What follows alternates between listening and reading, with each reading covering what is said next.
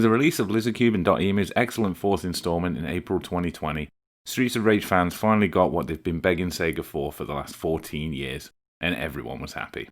But little did we know at the time that Sega had something else up their sleeve for the long-suffering Streets of Rage community, something that no one was expecting. On October 14th, out of nowhere, Sega released a 30-second trailer announcing what seemed to be another new entry in the Streets of Rage franchise, and a crossover with the Yakuza series nonetheless. Releasing as part of Sega's 60th anniversary, Streets of Kamurocho was being released as a limited-time, free-to-play Steam exclusive, in just 3 days. I was pumped. Join me today as we take a look at Streets of Kamurocho, the unlikely crossover of two Sega franchises that no one saw coming. This is Half Circle Forward.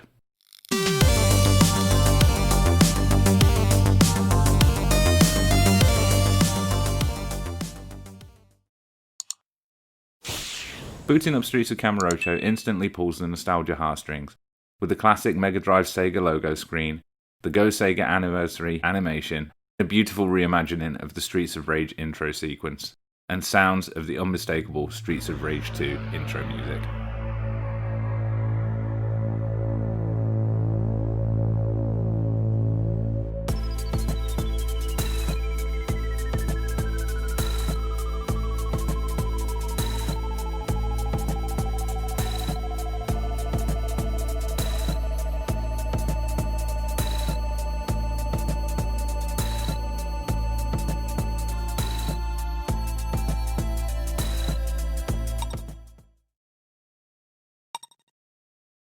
After picking your control method, you're presented with the classic Streets of Rage player select screen with two playable characters, Kazuma Kiryu or Goro Mijima, and an unlockable third character we'll talk about in a couple of minutes.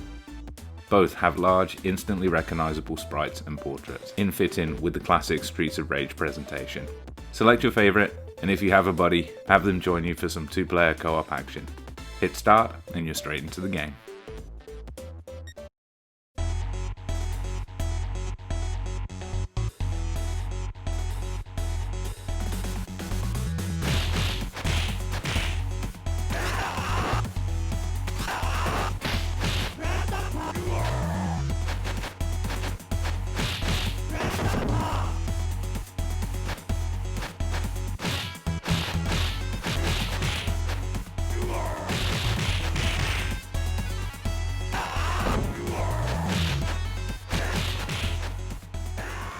The gameplay should be instantly familiar to anyone who's ever played Streets of Rage 2, purely because this is Streets of Rage 2, just with a new lick of paint.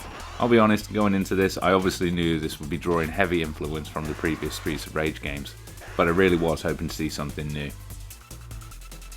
That being said, even though I've played through Streets of Rage 2 more times than I can remember over the years, Streets of Kamurocho still feels strangely fresh. Bright, bold, detailed environments look the part, and there are multiple nods to locations that fans of the Yakuza series will be familiar with.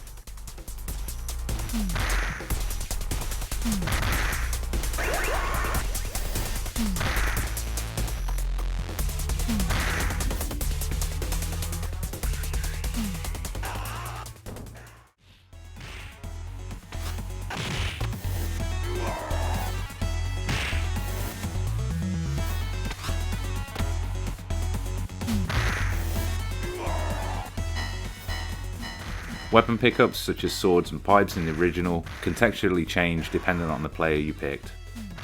Kazuma gets a traffic cone and Majima gets a massive sword. A nice little touch.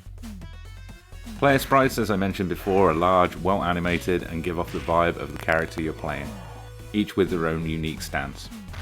The classic Yuzo Koshiro soundtrack has been replaced with a 16-bit reimagining of Yakuza's main fight theme, Funk Goes On, and it feels right at home.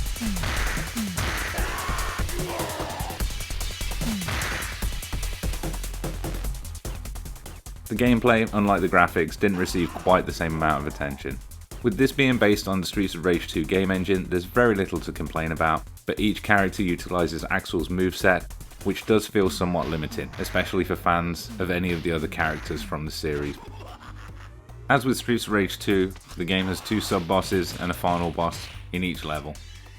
These come in the form of Lao Ku Long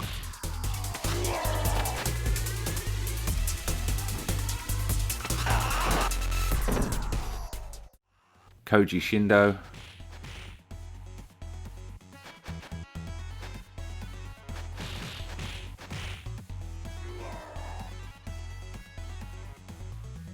and Akira Nishikiyama. More nice inclusions from the Yakuza series.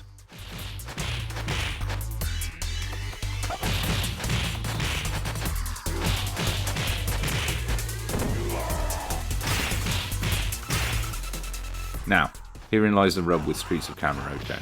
Playing through the first level feels great, getting comfortable with the gameplay, soaking up the new environments, and enjoying all the fan service. But after beating Akira, you're instantly ported back to the beginning of the level to do it all over again. Again, I wasn't expecting a full-blown new game, but coming to the realization that this was a single looped level was a bit of a shock. I see what Sega was going for here, and it really didn't sink in until I died. But the whole point of this game is to work your way up the leaderboards. And you know what? I'm totally okay with that. Each time you start over, you're given a fresh set of 3 lives, but the enemies start ramping up in difficulty, so there's added challenge as you go. On top of that, once you complete your first run through, you unlock the secret character I mentioned earlier. And that character is Ichiban from Yakuza 7. So overall, I have somewhat mixed feelings about Streets of Kamurocho. What Sega has done is taken the first level of one of the most critically acclaimed games on the Mega Drive, and arguably the best game of the side-scrolling genre, and given us a new way to play it. I can't help feel a shade disappointed after the way that this was promoted, and I wish there was more than just one level. But taking it at face value, and after playing through the game with each of the characters, I still feel compelled to keep playing to see how far up the leaderboard I can get. As a piece of fan service, I feel like this was a success.